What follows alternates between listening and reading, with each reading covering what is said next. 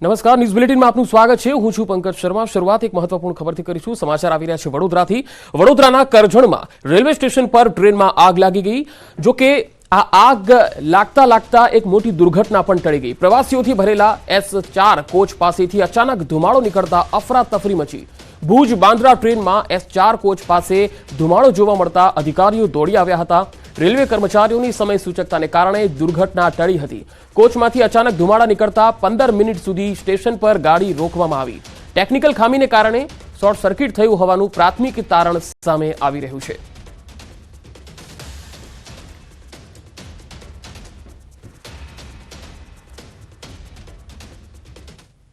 અને હવે વાત હડતાળથી હાલાકીની।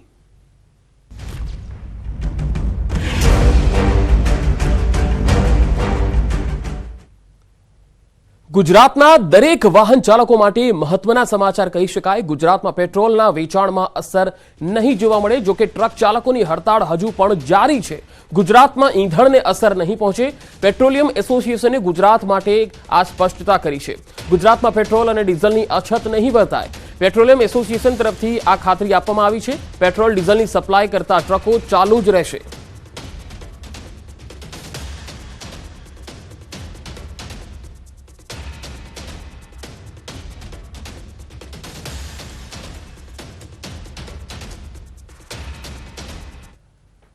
ખાસ કરીને જે પેટ્રોલિયમ પ્રોડક્ટની જો વાત કરીએ તો અમે અમારી રીતે અમારા પેટ્રોલિયમ ફેડરેશન તરફથી અમે મેનેજ કરી લીધું છે, જેમાં ગુજરાત સરકારના સિવિલ સપ્લાય દ્વારા પણ અમને ખૂબ મદદ કરી છે।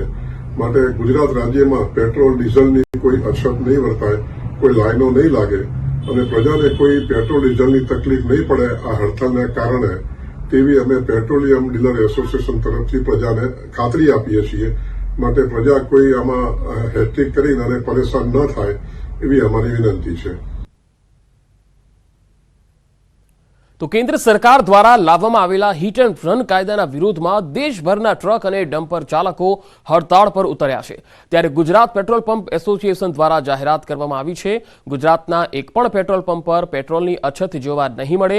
તમામ જગ્યા પર પેટ્રોલ અને ડીઝલનો પૂરતો સ્ટોક રહેશે, જેથી લોકોએ પેટ્રોલ પંપ પર લાઈનો લગાવવાની જરૂર નહીં પડે।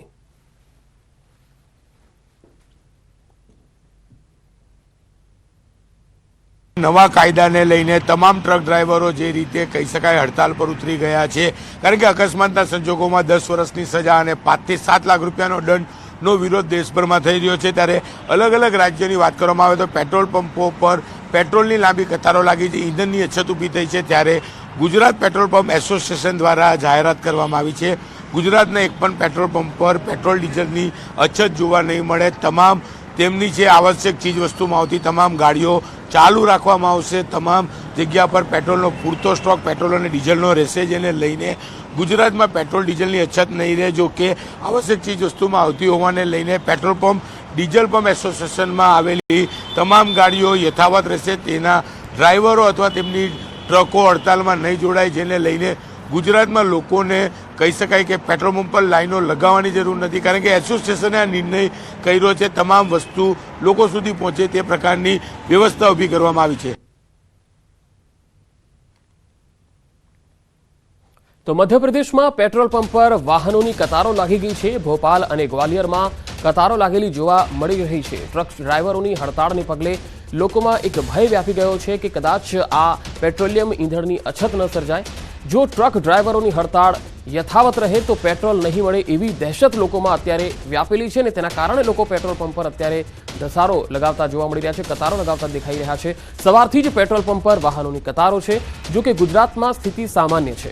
અન્ય રાજ્યોમાં હાલાકી છે, પણ ગુજરાતમાં અત્યારે સ્થિતિ સામાન્ય છે।